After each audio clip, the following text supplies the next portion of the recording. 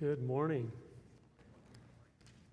Hopefully you weren't out there till 11 o'clock playing Frisbee, like my boys were. What was just said, so many angles of that were so important. I hope you were listening and understood what he was saying. It was so encouraging to me. It's men, if things aren't going exactly as they should right now, there's always hope. And you can change things you're doing. You can pray about it. You can ask God for God's help. Don't give up. Don't think it's not possible to have that close, loving relationship with each of your children. Keep working for it. Keep praying about it. Keep pursuing it. It's worth it. That was so encouraging. What a man of character to not give up and say, forget it. I can't do this. And he would have had enough excuses from his upbringing to say, yeah, I didn't get loved like I should have, and all these things. And we all have a good excuse to not do what we're supposed to do and what we should do. But I don't know, that was just a blessing to me. Just again, go for the gold in the things God has asked you to do. And like Solomon talking to his son, my son, give me thine heart. Keep going for the heart your entire life and realize you have to continue to fertilize and cultivate that. Even if you have it now, you might not have it 2 years from now if you don't keep diligently investing and pursuing and just being serious about those types of things. So anyway, that was a great blessing and encouragement. And God can just take all our mess and all our failure and do something with it if we're humble enough to repent and to ask for help. So that was wonderful. All right. Fathers must be prepared, purposeful, and protective. When I speak like this to groups, I was picturing, I'm having the fathers, I'm going to be in the cafeteria sitting around a table with the fathers. So, but I have general things in my mind, but I like to be open to the Holy Spirit and just bringing things to mind and heart, because I feel like I'm just talking to you as friends and trying to encourage you as brothers. And so I've got a variety of different things that relate to these. But I want to start with 2 Corinthians chapter 4, starting in verse 8. We are troubled on every side, yet not distressed. We are perplexed, but not in despair. Persecuted, but not forsaken. Cast down, but not destroyed. Paul felt that way, and we might too sometimes. It seems like everything's against us. It's all just, what do we do? Well, I think as fathers, we need to be prepared at a different level than other people, because we have troops we are responsible for. It's not just us, if something bad happens, whatever, I'll deal with it. It's no, we have to have planned ahead in many different areas to make sure we are adequately, taking care of our family in whatever circumstance might come. There's an old saying, I think it came from World War II, that says this: better 7 years early than 7 minutes late. Better 7 years early than 7 minutes late. Many of the families in Germany, some of them, they saw the dark clouds forming when Adolf Hitler first came to power. And they left the country, and many people mocked them. Why are you leaving the country? You're moving away?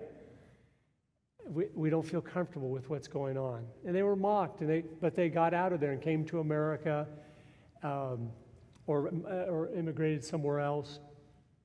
But then there's lots of stories of the families that waited. They were 7 minutes late. When the border finally closed in Germany, you're done. And you're going to be executed. And so as men, that should be our approach. We're always, it'd be better to be 7 years early. We're so looking into the future and anticipating and preparing that we're like, things don't look good here, that we're maybe ahead of our time where people go, what are you worrying about that for? But we're like, because I can see some storm clouds coming. Oh, that's a long ways away. Yeah, but they're there. That means it's going to rain, so I'm putting my raincoat on. Well, that's ridiculous. And so we need to go. But because we have people we're responsible for, we can't just fly by the seat of our pants and go, I hope it all works out okay. The same thing happened in the Soviet Union. As they were building the Berlin Wall to cut off half of Germany, many people just watched them build the wall, and they're on the wrong side, didn't understand the magnitude of what that meant when the last brick went in, and it's over. And you're stuck. And so I was raised in a good family, and I'm so thankful. Wasn't homeschooled because that wasn't around when I was in school. But I had a father who'd come from families that weren't even really Christian, and my mother, but they had kind of just become Christians when I was a little boy, so they were just getting going and things. And he'd always read us a chapter of Proverbs at breakfast in the morning. And that's the main thing he did, not much beyond that, but he was an honorable man, so his model to me was good. He just was honorable in everything that he did, and so that alone is such a powerful influence on a young man. He spent so much time with me. I mean, there wasn't hardly a day in my life he didn't spend 3 or 4 hours with me. I mean, birth to 18 years old. I mean, he was just, somehow that had clicked in his mind. Most of it was just playing sports in the yard, and all the neighborhood kids loved him more than they loved their own fathers because he spent so much time with them. But he was a college professor, so he got off at the same time we got out of school, so my friends would all come down to the house. Is your dad home yet? Is Dr. Bowers here? And I'm like, yeah, he'll be home in a few minutes. Oh, good. And they'd all wait for him because he'd organize us to play football or whatever. But it was so fun having a man there. And those boys that are now all in their 50s like I am, I've talked to many of them over the years, and they said, your dad had so much more influence on me than my own father. No one spent more time with me than your father did. And each one of those boys became a Christian in my dad's office as he would share the gospel with them. And it's just neat to see. And most of them became engineers, and that's what he was. And it was so funny. My brother and I didn't, but they did. They wanted, I think, in their hearts to be like Dr. Bowers. And that it's neat how that goes. So I'm thankful for where I came from.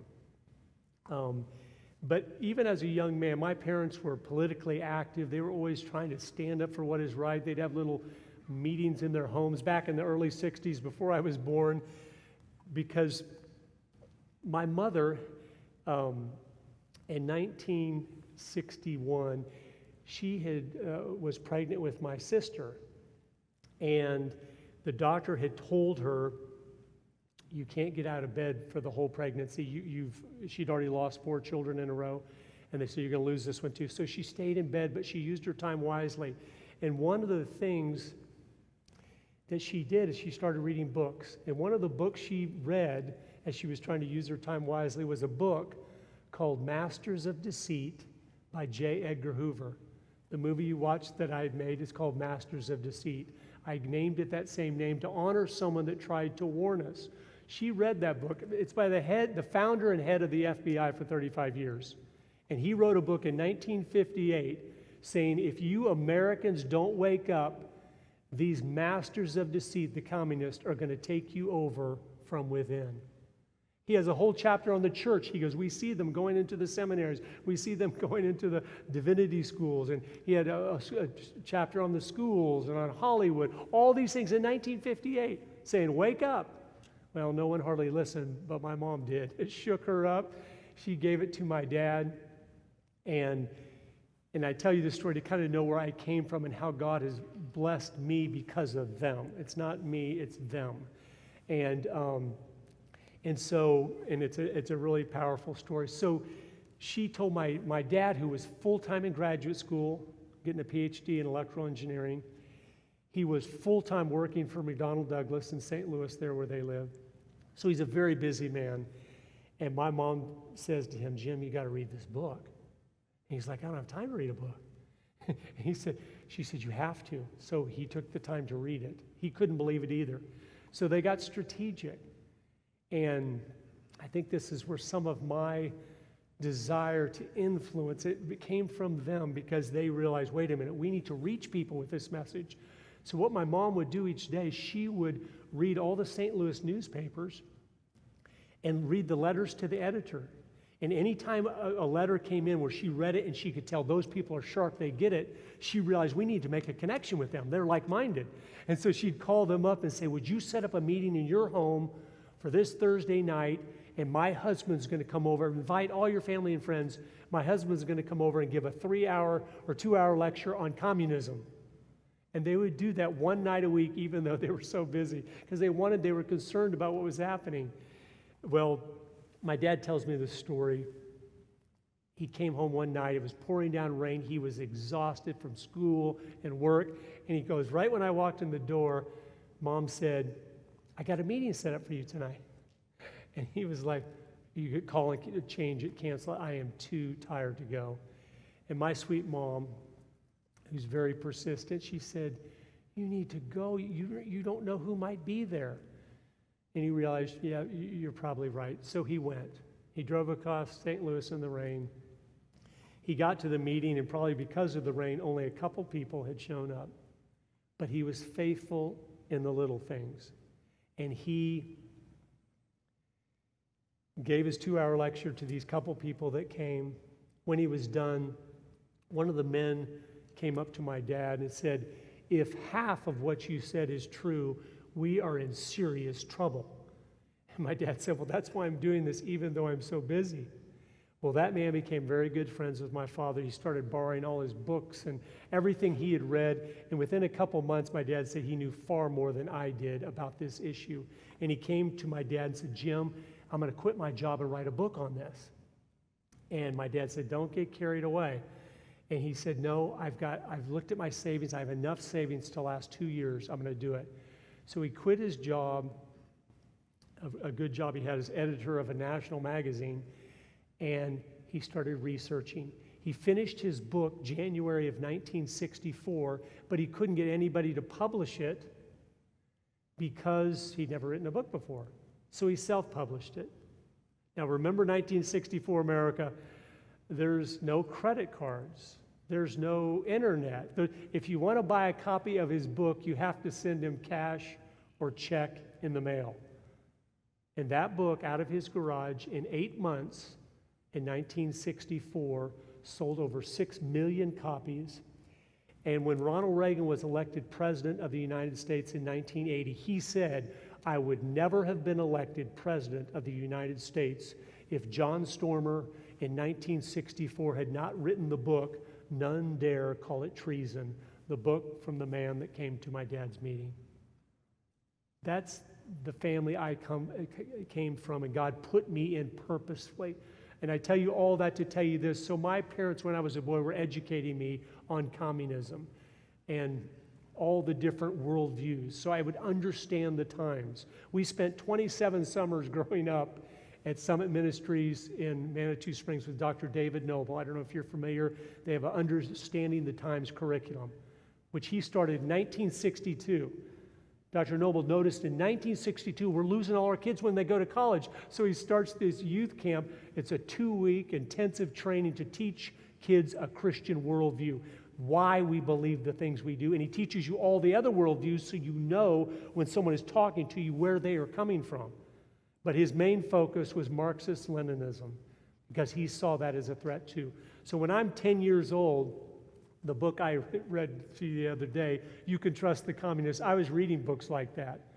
by Dr. Fred Schwartz, who was a godly Christian man. And by the way, John Stormer spent all of his life as a pastor of an independent Baptist church and the head of a Christian school back then. It was before homeschooling was around. So that's where I came from. So I've been studying this since I was a little child. And so as I go into the first point here, being prepared, I know what's going on in our country. It is a Marxist revolution. Don't kid yourself. It is nothing else. That's what it is. I don't know if they'll be successful or not. They tried in the 1960s and 70s to take us down. They stirred up many of our college campuses. There was death and destruction, the Weather Underground. A lot of you might not realize this. In 1972, guess how many bombings of buildings there was in America? Not the world, just America. Just think of a number in your mind, what you think would be an accurate number. Guess what it was? 1,900 buildings were bombed in America in 1972 by the Weather Underground, the Students for a Democratic Society, the Communist Party USA, and other groups. 1,900, that's 5 a day. Every day in 1970. So we have been through this before. But what happened is the Marxists stirred up for the Marxist revolution that they're always working toward. And there was too much Christian fiber in our country to go along with it and to be influenced to start killing each other off. And so they realized it's not going to happen here. So that's why they all went into education, media, and entertainment. They said, we're going to have to turn them into the type of people when we stir up a revolution, they start killing each other. And we're seeing by what's going on in our cities, they've done a pretty good job. I don't know what the end of this is, of course, but I can tell there's dark clouds forming. So I'm telling you as fathers, you need to be prepared. You need, we've seen just over the last 6 months from the pandemic, from natural disasters. We had some big storms in Alabama where I live. Power was out in almost all our areas for 7 days. You need to be prepared. That's a long time. No power at all. And so with knowing, as God told us, it's going to get rougher as things move along, well, we know that, so we shouldn't be shocked. But when we can see and when we understand the enemy and we understand what they're doing, I'm telling you, you should have months of food stored up in your house. Months of medicines and things you need. That's my opinion because I can see the storm clouds forming and I know what they are. They're Marxist-Leninists that will not stop until America has been taken down. This is never going to end, ever. So don't kid yourself. An election's not going to, if we win the next election, we'll be okay. No, it might give us another reprieve like God was kind enough to do in 2016, but it's not going away. These people are never going to vaporize and disappear.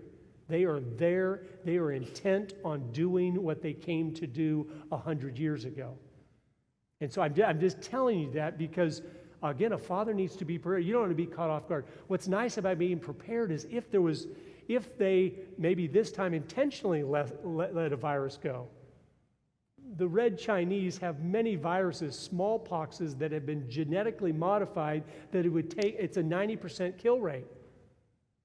And I don't know if this was a test run. I don't know what happened with this. I don't know for sure.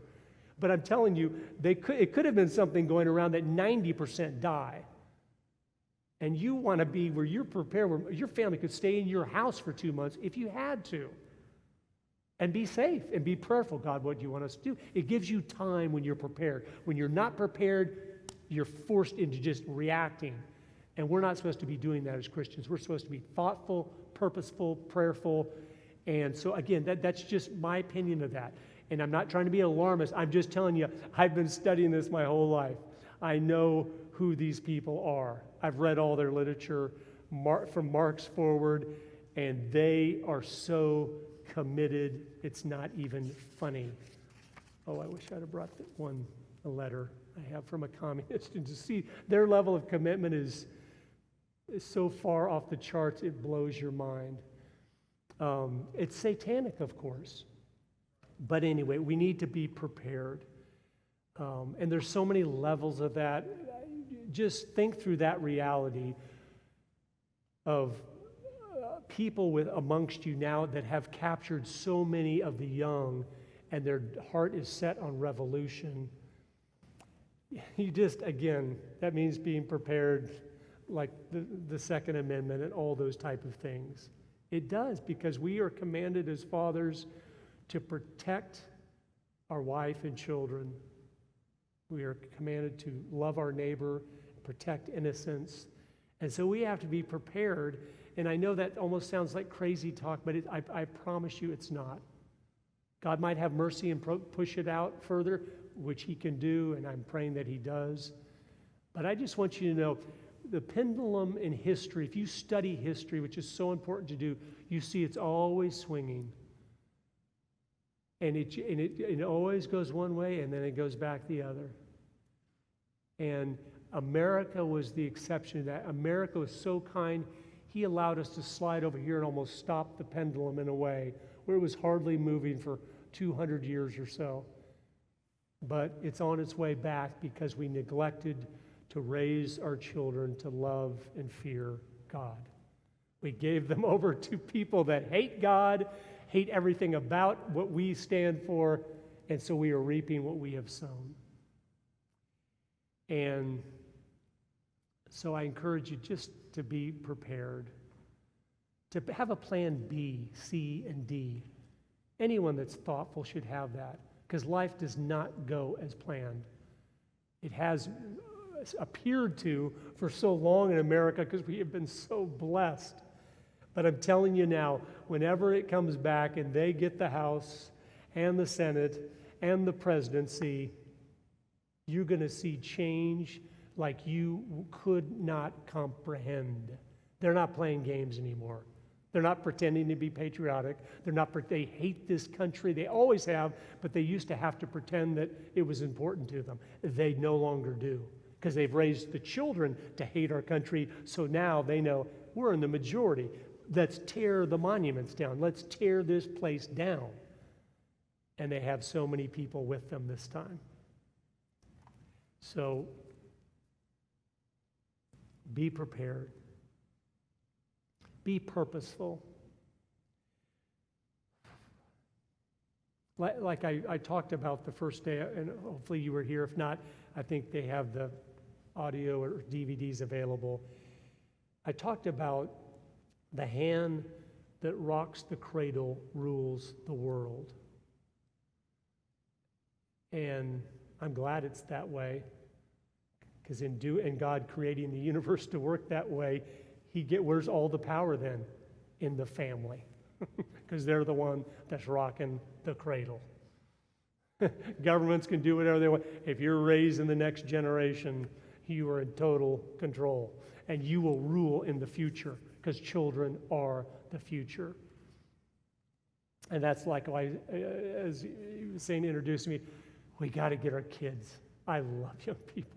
We got to get them. We got to teach them. We got to prepare them. And we got to say, guess what, guys? It might get really rough. But God had you born for such a time as this. Be excited. You might be the heroes of the next generation. But you can't be playing footsies at the world if you want God to use you. You got to be different in every single way, and all the things they're trying to do to sidetrack you are traps. Don't be deceived. Pay attention. God's got it. You're going to rise to the top of whatever you do, because there's no competition out there, and if God's hand of blessing is on you, who knows what he's going to do with your life. I truly believe this. God's doing something. The fact that he allowed homeschooling to slip through the cracks and become legal back in the 1980s or whatever is amazing, because that goes against everything Republicans and Democrats are for. They know you want to control the children to be in control of society. So they know that. And to let a group slip out and do their own thing, that was a miracle of God. But the establishment side of both parties hate that idea. They want to teach them to be good slaves and do what you're told and don't get out of line and obey us. And when they have a group that can slide out, and their parents might be teaching them something different than that, they don't like that. But God allowed it. Your children are being raised better than children have been raised in hundreds of years, longer than you think, because we have so many resources to help us understand the times and understand worldviews and understand how the Bible relates to the different disciplines of life. All these things that in years gone by, I think parents would read the Bible to their kids, and then they were working so hard for a living, and they were working together, which allowed them to keep so much harmony and so much generational faithfulness. But we now, if we're being purposeful and educate, we are it's like we're going way, way, way back. Maybe the best it's ever been done. Because we're focused on this thing. We're like, no, these are arrows for Jesus. This whole thing is about preparing them to glorify Him in whatever may come. And so we're there to helping them understand what's going on around them. And in a world where one person can have so much influence because of technology and things. So it's amazing how God said, okay, in that generation, when it starts going dark, I'm going to already have allowed for 40 years these fathers to start stepping out and saying, as for me and my house, we will serve the Lord. And started just doing things different. Hey, kids, come on. That TV, we're going to use it for target practice. We're doing things different. It's time to get serious about life. And I want you boys, guess what? I want you to be a man. And ladies, I want you to be girls, I want you to be ladies. And so you're going to hang around ladies, a great lady, and you boys are going to hang around your dad. And so that you'll know what a man is, you'll understand, and you'll be able to walk in my footsteps and go so much farther than I have gone, because you have been given so much more than I was. You've been raised at a whole different level, and it's supposed to improve every generation. You have to instill a vision, and this is a part of being purposeful. You have to instill a vision in your children of why you are doing what you are doing, or they will not do it the way you have done it. They will be under the illusion that if they just try to duplicate what you did, that will be sufficient. When you live in a culture and a time when the river of everything is moving so rapidly, if you are not actively going upstream, you are losing ground.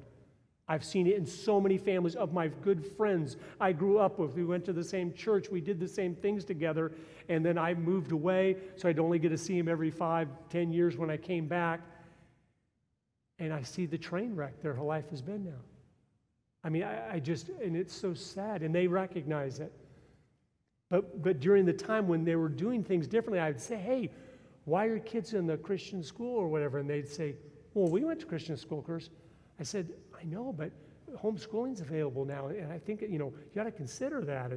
And when they had a TV in their home watching all this stuff, I'm like, I came over, and their boys had posters on the wall of things they were doing. I was just like, what are you doing? He goes, well, we had stuff like that. I go, we weren't the standard of anything. What are you're acting trying to do? I realized he's trying to duplicate his life. But the world has changed. Even if we were watching TV, which we probably shouldn't have been, back then it was totally different things on TV than is today. Everything is just, again, it's moved so far if you just go along to get along. But here's the thing, men. Our statistics are showing us we're not giving them a vision. I know just in the state that I've lived the last 20 years in Idaho, which had one of the highest percentages of homeschoolers in the country per capita, they did an extensive survey just a couple years ago at one of the homeschooling conferences of all the kids that have been homeschooled. 80% of them weren't homeschooling their kids. It's dying off. I'm like, you got to be, what does that mean? It means their parents didn't tell them why they're homeschooling them. So the kids thought, oh, it's just a choice.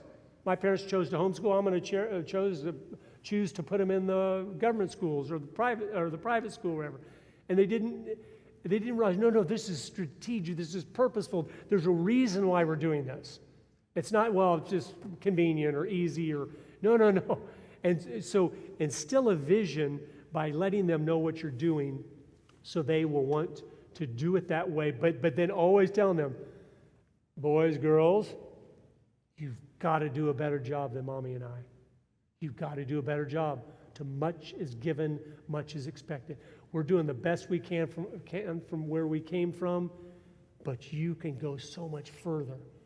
When I tell them this, I say, when I come over and see your kids, my grandkids, this is what I want to say. Man, I wish I'd have raised my kids this way. That's what I want to say. You got to do it. And you can, because you have been given much. And so that's the purposefulness of moving forward. Rudyard Kipling, who I already told you one poem by him, he has a poem that just defines what we as men are trying to teach our sons. I love some of his poetry. This particular poem was written in 1910, and he wrote it for his only child. He only had one child, John, for his 13th birthday. And I'm going to read it to you here, but it's so powerful. All the way he carefully crafts in character qualities into this poem of what he wants his son to be like and what's important in life, son. And each line of this you can stop and study. And I go through with my boys and go, this is what he's talking about, being calm here, or being humble, or being confident in the right way, or being patient, or forgiving, or having self-control, or balanced in life, and having character, and being diligent, and being a risk taker, but being committed and disciplined and focused, and all these different things. But what's amazing, he wrote that for his son on his 13th birthday. He is one of the few famous people in world history that was a great father. He dumped everything into his son. Everything. It was his life, even though he's a Nobel Prize winner for literature. And here's what happened. His son at 18 years old, World War I had just got going. And his son had bad eyesight, so he couldn't get into the military. But he so wanted to serve his country that his father, Rudyard Kipling, he pulled strings because he was so famous to get his son into the army. And showing, again, the son was honorable. He was wanting to fight for his country, and his father was willing to do whatever to allow his son to serve and protect his country. And they say in almost the first week of the first battle, of the first confrontation, he was killed. And Rudyard Kipling spent the next 4 years after the war looking for his body. It was never found. He talked to soldiers that knew him, and generals and prime ministers, and he never could find his son's body. But he was a loving father. And listen to what he told, the advice he gave his son. He was very purposeful. Here's what it's called, if.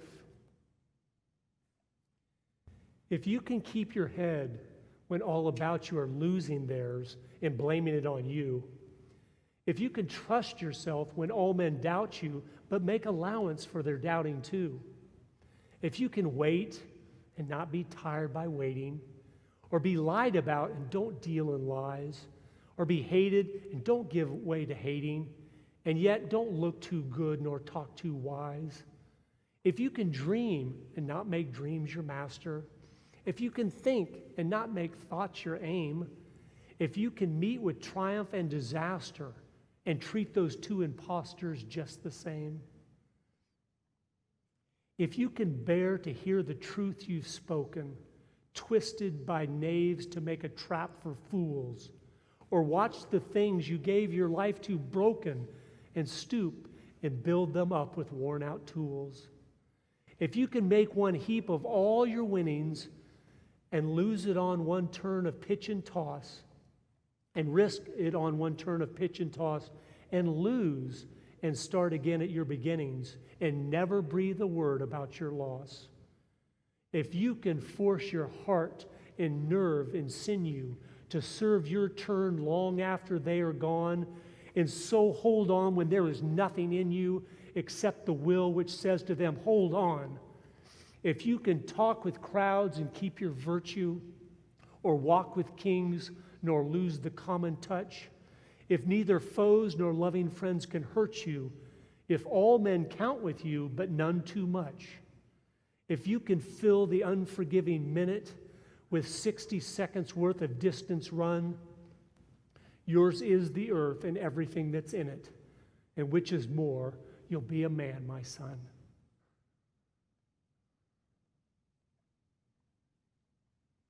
Wisdom is so clear. The book of Proverbs is something you should be reading to your children every day if possible, just parts of it, and explaining it, and then putting your application of it, giving it to the children, and things you've seen in your life, things you've learned in your life that show that is true, son. I knew a guy once that did this, and that's what happened, just what God said happened through King Solomon, who was the wisest man that ever lived. Son, if you can't learn from the wisest man that ever lived, you can't learn from anybody. And you must listen, and you must always try to learn things in life by observation or by other people that have gone before you, where you can learn things the easy way. So you don't have to learn it the hard way by trial and error. And I think we need to be purposeful as we move forward, because again, they need biblical discernment and wisdom like never before. Everything is deceptive. Everything. The culture has become so rotten now. There's nothing that is straight shooting, nothing where you're getting the straight story on anything. And so in that purposefulness also comes the protection then. We need to be having the talks with our children about the things like I talked about in The Hand That Rocks the Cradle, warning them. Kids, do you know why they're doing this? Do you know why rock music is so appealing to your flesh? Do you understand these people that say they're Christians and are playing music? I want to show you something. Look at their album cover. Who are they trying to look like? The world or something else? And most of the time on most contemporary Christian music, you look at just the cover and you go, they're trying to mimic the world's album covers. Well, I'm not interested in following anybody that's trying to appeal to the world or please the world or follow the world. I go, that alone exposes them. I'm like, when you got the little feminine hair and the whatever, I'm like, and you're singing about Jesus, I know one thing for sure, you need to get saved. You've not been regenerated if you think it's okay to be singing about him and you're in love with all the secular people. You just weren't talented enough to make it in that world, so you're playing in this world. We're not interested. Boys, I want you to be men, not sissies, not little feminine. Back in the 1930s, the Frankfurt School, which my first movie talks about, they were writing papers of the thing they were most fearful of anything in America, was men leading their families. They were scared to death. They go, if we cannot get those parents away from the children, we're finished. And you know what they said? Do you know what they said? What their plan was to remove the father from the home?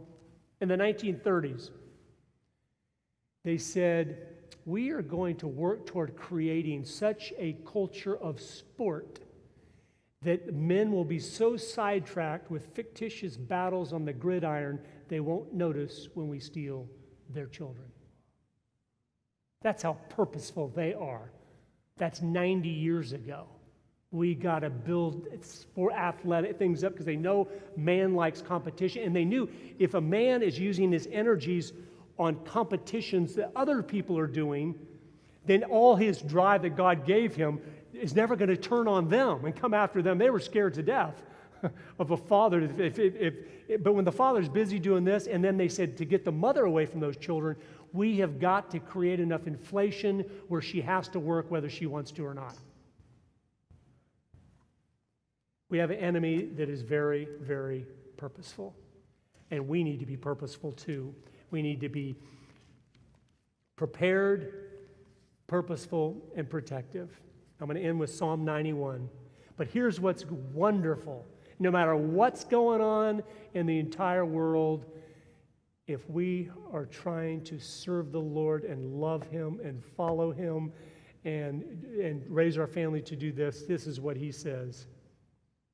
He that dwelleth in the secret place of the Most High shall abide under the shadow of the Almighty. I will say of the Lord, He is my refuge and my fortress, my God. In Him will I trust. Surely He shall deliver thee from the snare of the fowler and from the noisome pestilence. He shall cover thee with His feathers, and under His wings shalt thou trust. His truth shall be thy shield and buckler. Thou shalt not be afraid for the terror by night, nor the arrow that flieth by day. What's that? What's the terror by night? Things you can't see, and the arrow that flieth by things you can see. You don't have to fear. A virus, you don't have to fear. He is there. You do not need to be afraid, nor for the pestilence that walketh in darkness, nor for the destruction that wasteth at noonday. 1,000 shall fall at thy side, and 10,000 at thy right hand, but it shall not come nigh thee. Only with thy eyes shalt thou behold and see the reward of the wicked, which is destruction. Because thou hast made the Lord, which is my refuge, even the Most High, thy habitation, there shall no evil befall thee, neither shall any plague come nigh thy dwelling. For He shall give His angels charge over thee, to keep thee in all thy ways. They shall bear thee up in their hands, lest thou dash thy foot against a stone.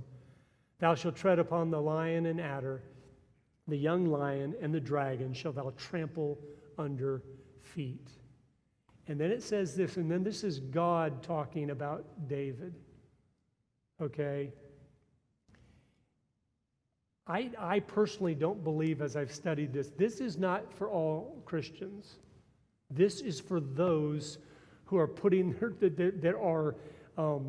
as I travel, I see that most Christians have zero wisdom, zero discernment. I mean, I don't even know how to explain it. It's still something I'm asking God, would you help me understand how you can be born again and have a Holy Spirit and still be clueless on everything?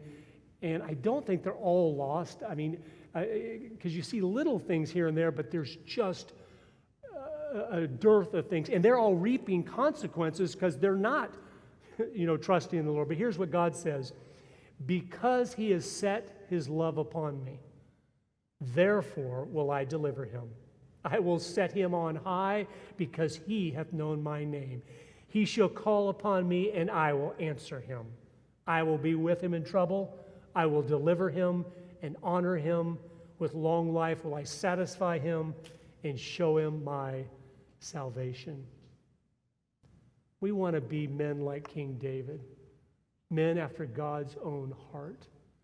When our love is upon him, and we call out to him, and he is so familiar with us because we have such a good relationship with him that we know my Father will give me the discernment. He'll give me the wisdom I need to understand what's best for me to do, even when times are looking tough, and he will direct my path as he promises to, if I'm acknowledging him in all that I do.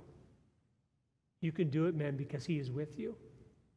And if you think you can do it by yourself, you will surely fail. You can only, what he has asked you to do, no man can do unless he is helping you and he's there with you and you're depending upon him. Let's close in prayer. Dear God, thank you for making us fathers. Thank you for giving us the greatest blessing someone could have on earth by being blessed with a wife and finding favor in your eyes, and then to be rewarded with children so we become fathers. Help us. You know what's going on. You know exactly what's coming, when it's coming, how it's coming. Help us just to be prepared the way we should, so we can love our neighbor too, and so we can be there in time of need for others. We're not sitting there like a deer looking in the headlights. Help us, dear God, so we can be always thinking so far down the road. We are ready, and we are smiling, and we are cheerful, and we are loving. And people go, how can you be like that in this time? And we can tell them about you. Please help us. Help us be purposeful. Put a hedge of protection around our families, please, dear God. Like Job, just do that to show the world how much and how powerful you are. We love you. Thank you for ATI. Thank you for all the things you've done here for decades to teach families biblical principles so they wouldn't be wandering around lost in the desert, but they would know the way. And we love you and we thank you. In Jesus' name, amen.